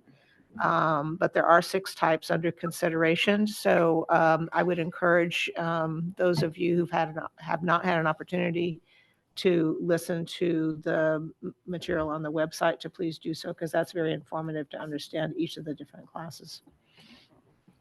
Thank you, Linda. And yeah, I put in under zoning sensitive areas, so schools, houses of worship, parks, and neighborhoods. Jim, did I get everything that's usually kind of associated with like drug-free school zones and things like that? Or actually, Steve may know. Is there anything else that should be included? Typically, it's schools, places of worship, childcare centers. Okay, I'll add that on. Sometimes, I mean, a residential development in and of itself could be considered a sensitive receptor, as the term is sometimes used, but that obviously makes it much broader. Okay, thank you. Any further comments on zoning or any of the other topics? Go ahead, Bill. Yeah, Mr. Mayor, I just want to make a couple points on items, economic implications as well as revenue implications on the township. We've had a lot of discussion about certain classes of licensing, particularly on the dispensaries, but there are 3 classes of licensing that I understand is just being opened by the state. The CRC's website has indicated that licensing for wholesale distribution and delivery was only open recently in September for priority groups, and that it will not be open for the general population until March of 2024. So I don't know how we could, we're going to sort of be in a position in December when this report is published and not have economic data on three of the 6 licensing categories. So it seems to me that reserving judgment, I don't know if there might be a possibility of perhaps maybe reaching some sort of a preliminary decision on the 3 that we're aware of, but reserving the right to sort of revisit the other 3 when it's right. Okay, yeah, that's a good point. I put in there just to clarify in the report that we should have forward-looking considerations too. Yeah, and then one other point on law enforcement implications, item 8. We heard some comments about Colorado and the impacts on crime statistics going up, automobile accidents, and so on. To the extent that we could delve into that a little further, states like Colorado and other states that perhaps has had legalized cannabis for a number of years, where there is some data that we can look to and perhaps analyze to see whether or not it's transferable to our community and what impact they might have on our community as well. There actually is a report online about Colorado. I actually kind of poured through that myself, but that's a very good point, Bill. Great points, Bill. Those are Thank my you. comments, yeah.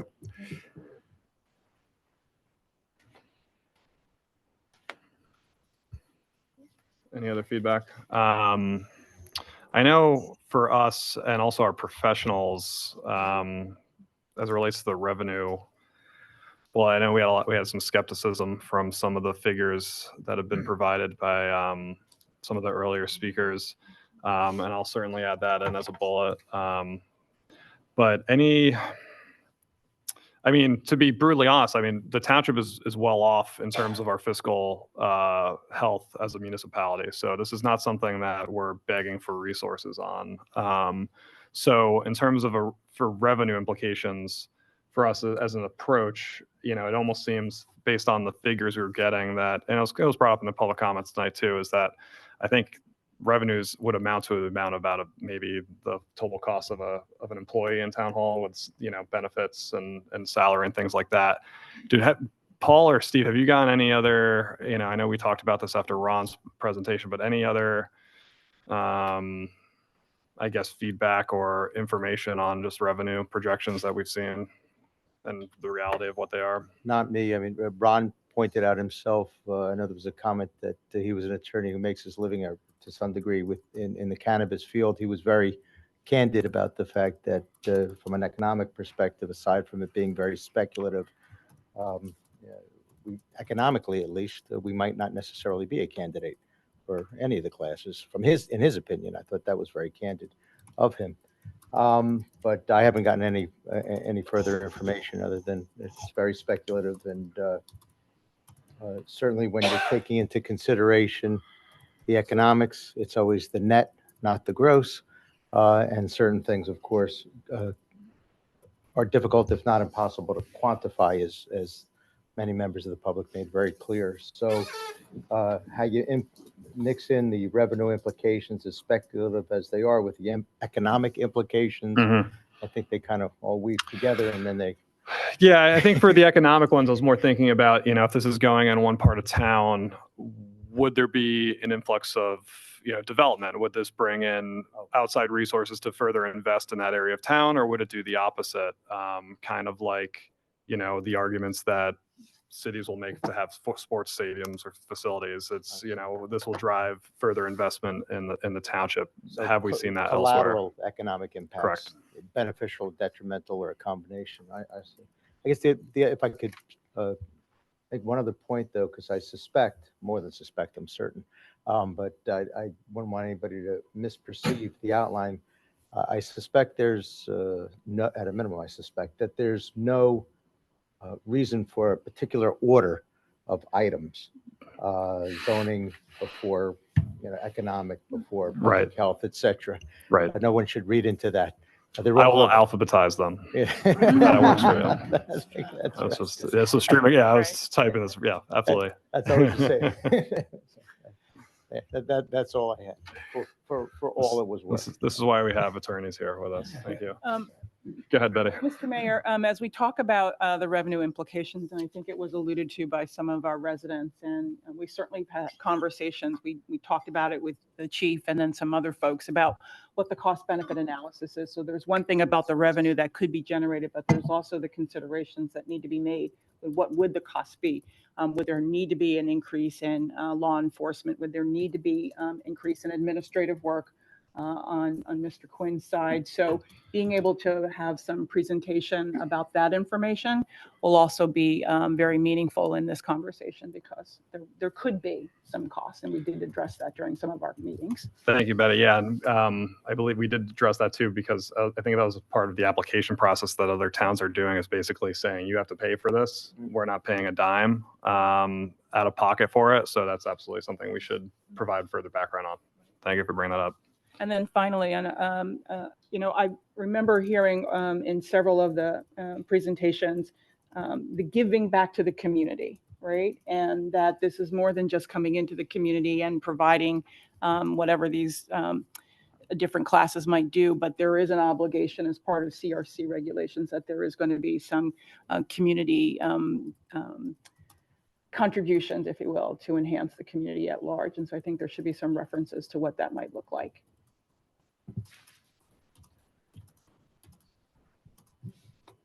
Thank you. I'm just typing here. Yeah, I know some towns, they were putting funds together for park rehabs, or they were earmarked to first responders. I'm trying to think of what else Ron was providing examples for. But yeah, I think the overall gist was it's whatever we want, the township wants it to be, would be what you can use it for. I think the overall consensus from when the state legalized this was it was supposed to go to certain areas that it's not actually going to. So it's important to provide. Yep. Absolutely. Any other comments on the themes? Any additions? I do want to go into zoning because so before this meeting, we had members of the board submit questions to our professionals who might need to do some work on it before this meeting so we can discuss. I did want to talk about zoning because it obviously has come up. It's probably the biggest challenge, at least from a practical perspective, as to where, if we were to have any licenses, where would it go? Because like we said, there are neighborhoods everywhere in Morris Township, and it's hard to find a place that does not abut a neighborhood. So I asked, and let me figure out the technology here, but I asked Jim Slate in the engineering office, and I know Bernie worked on it too, was to just give a theoretical zoning map as to where, similar to what we have for drug-free school zones, where there would be potential. And I'm going to pull it up now, but I think the overall gist is that there's very limited areas throughout the township where, practically speaking, it would probably be seen as permissible in either this board's eyes or the governing body's eyes. So let me pull it up here. So I'm going to have to zoom in too. So let me do this as well. This map will be provided in our report as for everyone here to see, and everyone online will be able to see it too shortly once I upload it here. Okay. All right, so what you're seeing on the screen is basically the donut of Morris Township. We have in red, we have school and church area zones where there's schools or churches. We have green, light green is residential areas, and darker green are OSGU areas. And then orange and white are what would be theoretical buffers or unrestricted areas if we were to hold ourselves to a 500-foot standard. And I know, I think the members of the Unity Charter School, I think, may have talked about 1,000-foot. So what you're seeing here is there's a lot of green, there's a lot of red, and there's pretty limited areas of white. So there's a bunch of areas with orange, but there's no white there, which means there's a 500-foot buffer, but there's no area to actually have anything. So the only areas based purely on measurement where there's white is the Mount Kemble office complex, and that area doesn't even include the actual buildings themselves, I don't think, because it's purely from a measurement from the borders. You have the Atlantic Health complex, 435 South Street, as well as 445 South Street.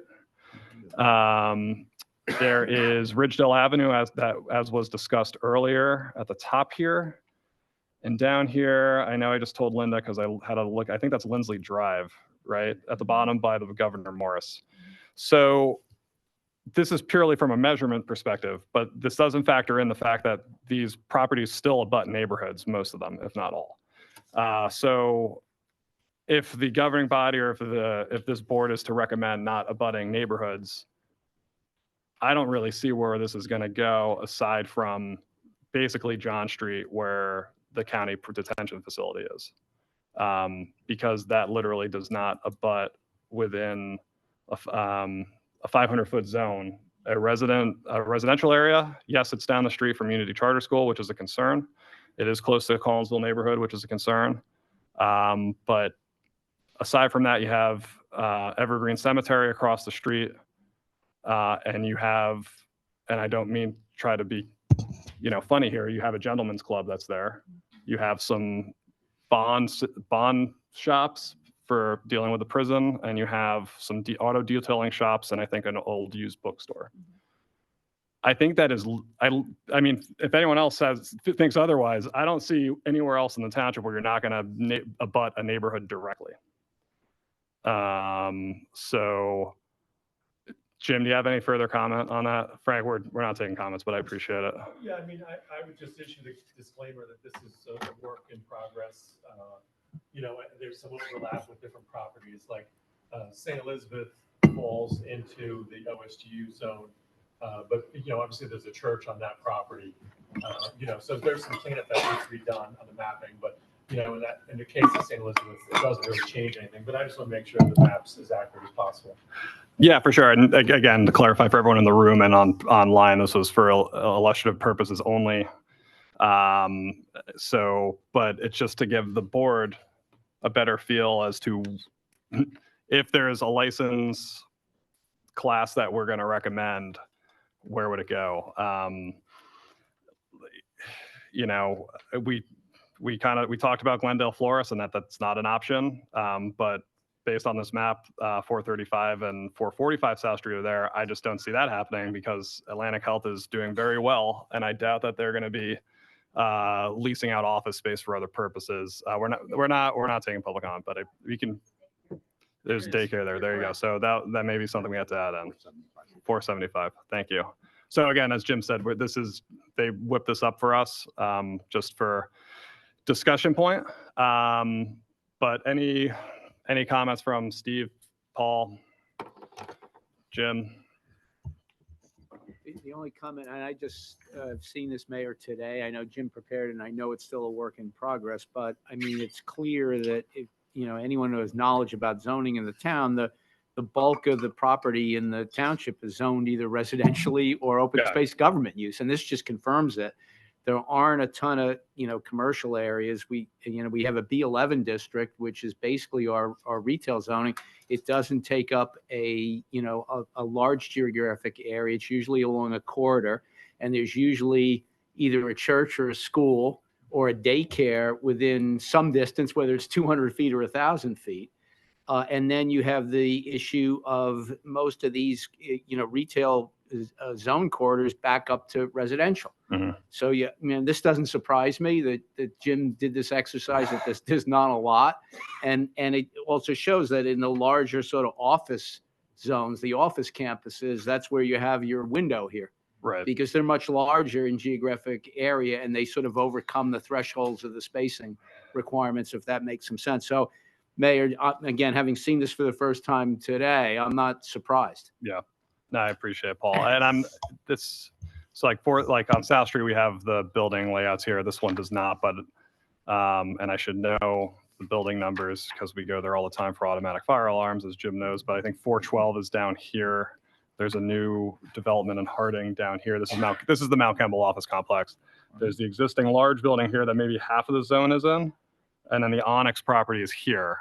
But again, Frederick Place is right there. So I would basically assume that these are abutting Frederick Place regardless of where the building is on that property. If anyone else disagrees with that assumption, please. Okay. I think based on the comment about the daycare at the South Street buildings, probably that is eliminated altogether. Yeah. Because there's going to be smack dab in the middle of that with the Atlantic Health daycare. Yeah. So for folks looking on the screen, this is now that Southgate Parkway, 445, 435 South Street. Like I said, I don't think Atlantic Health is going anywhere anytime soon. They may have their own programs for medicinal use. I'm not sure. But I don't think we're going to be opening that area up for development. Also across the street is all wetlands on Southgate. And anyone who lives in the area, I think we are totally reconstructing Southgate Parkway soon. So it'll actually be narrowed down to 2 lanes instead of 4 to slow traffic down because that's a really bad speeding area. But I did have a question. So, Jim, so this is Twin Oaks, right? I think. So that. Want me to zoom out? Office building between Whippany and Columbia. 60 Columbia, okay. Yeah. Twin Oaks is across the street to the south. This is Twin Oaks? Yeah. Okay. Okay, so that's where like Bayer is? Yeah. And the Morris Museum is right there, and Normandy Park School is right down the street. Lindsley Drive and the Governor Morris is right there. And then actually the daycare is going in right by it, so they'll take care of that. Okay. So, I mean, realistically, I don't see where else it would go if we were to support it or the governing body were to decide to go. But if anyone feels differently, please feel free to let me know. This quick zoning look also tends to impact certain classes that we could consider. So, for example, when we heard the testimony from the gentleman in Vernon, he was talking 30,000 square feet for cultivation. Right. So there's really no place for that size of an operation, I don't think. And then you add to that the concern about odor.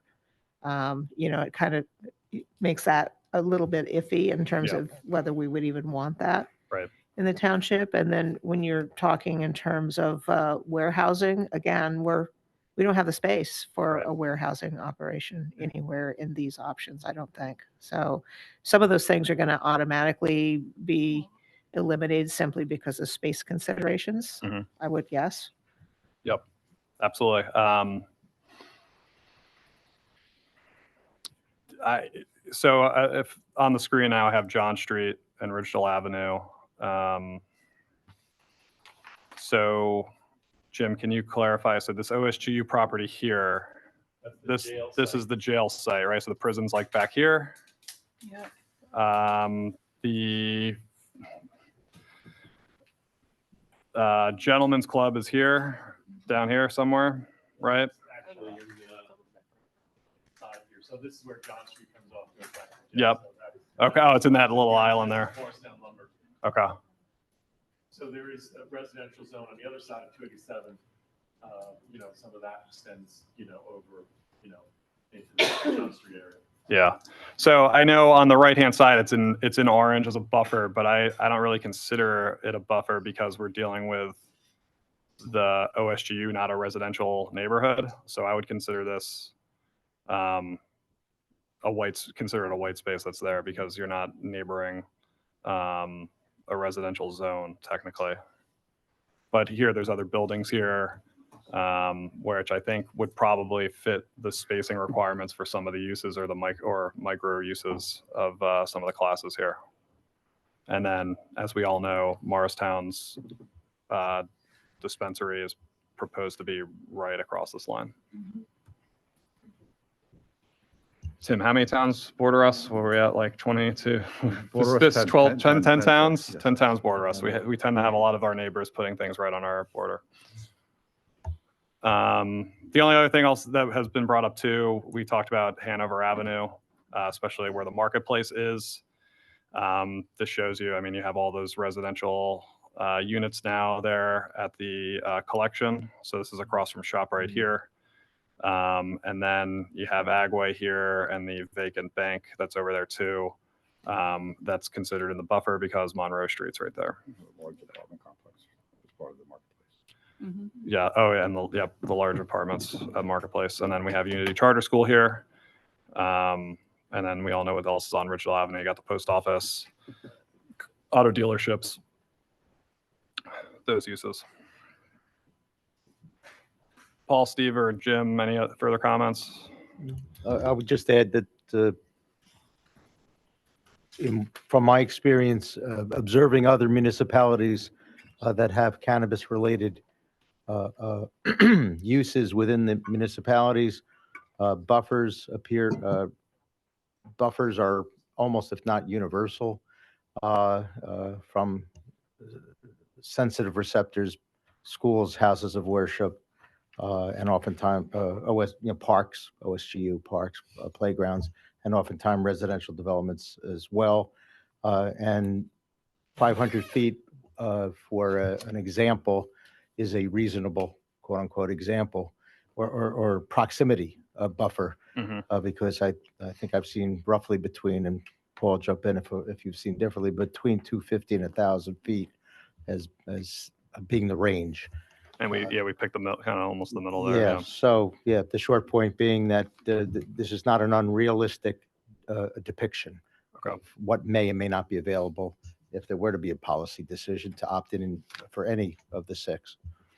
Thanks, Steve. And we're gonna say, I don't want to talk over it, Paul. No, I think I've said some of this. And I also agree with Steve. I've seen it like from 200 to 1,000 feet. Okay. The typical spacing. So the 500 that was used here by example by Jim is sort of smack in the middle. Got it. And then Jim, over here we have what, Duesenberry Engineering and the other lumber. What's the other lumber yard? Yeah. Closed though, didn't it? Yes. Yeah. Car rental business. Car rentals, and then I know a lot of landscaping companies have their vehicles parked there. And then what? There's a Subaru dealership. We got the Sunoco up here. Okay, because that's just another orange area that I think would probably not need to be orange if we're going to make a recommendation with that. And then there's also the storage facility too. Yes. Which is right over there. Okay. Any further comments on the zoning? Okay. All right, so thank you Jim, thanks for you and Bernie putting that together on short notice. I think it was really important for our members to understand what we're looking at, and then also to show the public, kind of confirming a lot of the comments tonight that there's just really not a lot of places for this to go.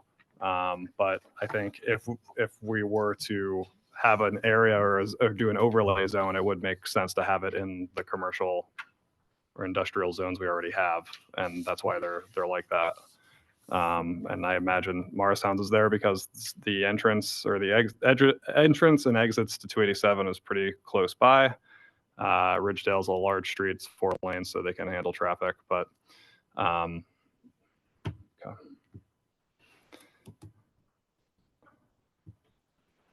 Moving back to my outline here. I guess the only other thing I would say is just, do we want to talk about recommendations? Is this something that, the board members are more comfortable thinking about and talking offline one-on-one, and then we come up together. I'll come up with a consensus when I write the report. I don't really see us. I mean, if we all agree at the exact same things, we can provide a recommendation at the same time. But I really kind of see the report as providing opportunities for the board members to share their own thoughts and perspectives. So in terms of a recommendation section, I would probably allow every member to provide their perspective they want. But if someone agrees with someone else's comment, you can add your name to theirs and build it up together. And if we have a majority opinion, we can put it that way. And we have dissenting opinions, we can do that too. But I just wanted to gauge if you want to talk about it tonight on the dais, or you want to think about the public comments we've heard tonight, and then basically submit your overall feedback, and I'll do my best to aggregate them for the report. Mayor, I think what you Can you put your mic on, please? Thanks. Mayor, what you outlined just a moment ago sounds like a very reasonable approach to this. I think that we can do it like the Supreme Court, and we can write opinions, and those who want to join an opinion can do so. Those who want to have another opinion can do so. And I think that that's a very prudent approach to this, taking into consideration all the things that we have heard tonight. Thank you, Deputy Mayor Evans. Any other comments? Is everyone good with that approach? Yeah. Okay. Thank you. Yeah, I'll just, in closing, I think we have 5 meetings to think about that lasted about an hour and a half each to 2 hours. We may want to go back to our notes on that, but I think from the get-go, my biggest, not concern, but just overall, I guess skepticism is where in the township it would actually go. But with that said, it's what is worth, is the potential revenue worth whatever potential costs are? Will it have an impact along Ridgedale Avenue where it is? And we've heard a lot from the public on that tonight. But it's up to us to kind of do our due diligence and present an opinion and inform the governing body in as effective way as possible. Were you going to say something, Linda? Or? Yeah, I was. It came up in public comment, the idea of and then you added the section on health and wellness, maybe mental health, physical health, etc. I'm just, because we didn't hear in a meeting any direct input on those sets of subjects. I'm just wondering if we need somehow to do some outreach on that, or do some of our own research from various sources with identified sources from which we draw. I guess we could do it either way, but I don't feel personally as well armed on that subject as I would like to be. Yeah, we can absolutely ask for testimony or reports to include as we go through everything. The reason why we focused on zoning and economic issues is because we know while public health implications are incredibly important to us, we don't really have the jurisdiction to really deal with them. The state went through that all when they with the legalization of cannabis and everything that comes with that, and the funding of departments to handle issues like addiction and things like that. But we can absolutely have it. We just, as a municipality, we do have our public health office that works with our seniors and administrators, vaccines and all that stuff, which is great stuff. But from a higher level public health, perspective, we don't have the expertise there, which is why we didn't have anyone speak. But we can absolutely welcome that testimony and include it for the record. Thank you. Okay. Go ahead, Bill. Yeah, and just a comment on the public health implications. I mean, the reality is that the state of New Jersey, the residents of the state of New Jersey voted to legalize cannabis. And the reality is that there will be a dispensary just down the street from our border in Morristown. And one of the classes of licenses, class 6, allows for delivery into the township. So there's not much we can do about the Morristown facility when that goes online. And we're not going to be able to stop by law delivery into the township. So, certainly there's no harm in looking at the public health implications, but I'm not sure where that gets us because we can't police the other states' home rule. I mean, it is what it is. And so the question is, how could we mitigate and limit the impacts in our community? And we can do that by perhaps proceeding in a way that might limit inflow into the community in terms of delivery services and where and whether or not people outside the community come in for an additional dispensary or not. But in terms of the bigger issue, which is a very important issue, public health, I think that's sort of beyond our bandwidth. Yeah. And the vote has been cast, and the reality is that the township residents or the township voters, for whatever reason, maybe they didn't understand it. I think one resident commented in that direction, but they did vote 2-1 in favor of legalizing cannabis. And that 2-1 vote, 68%, 68.4%, exceeded the state voting levels to legalize cannabis. Right. And that's a fact. Yeah. I think, and also to your point too, even without Morristown's dispensary in there, delivery is going to be here anyway. If folks want delivery, they're going to get it from other dispensaries, and we have no power to stop that. That was very clear in the 2021 laws from the state. But yeah, those are good points, Bill.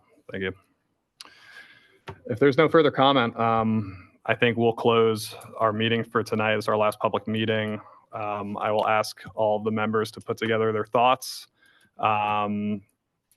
Certainly have discussions one-on-one with each other to get each other's feelings about it. Talk to the professionals if you need to.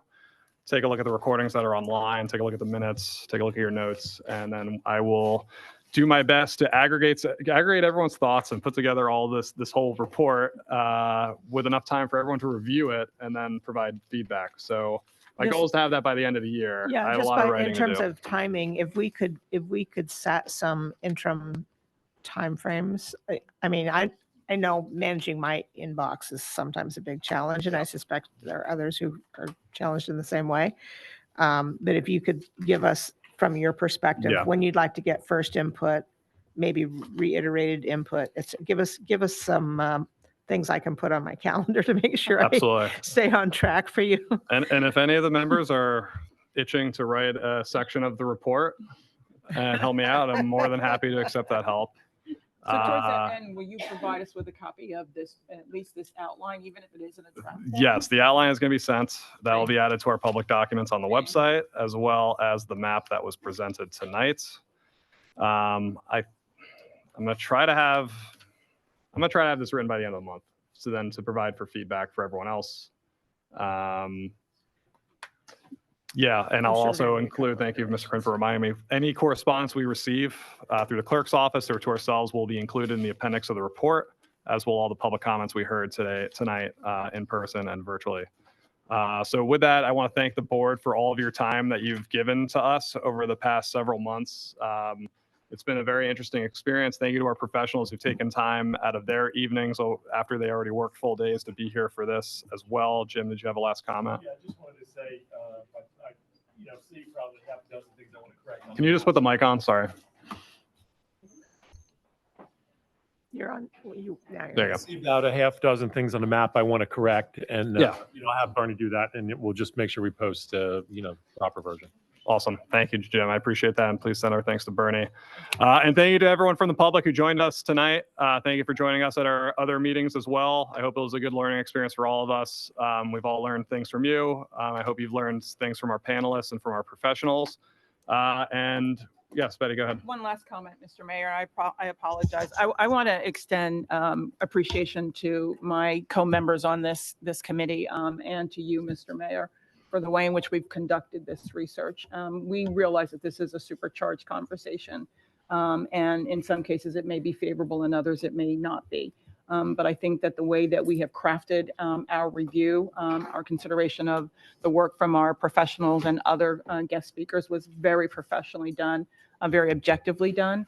And I appreciate the opportunity for having served on this committee. So thank you very much to all of my co-members. Thank you, Betty. Thank you. All right. Thank you, everyone, for being here. We are adjourned, and we will provide a report once it's completed. Thank you all for your time. Really appreciate it.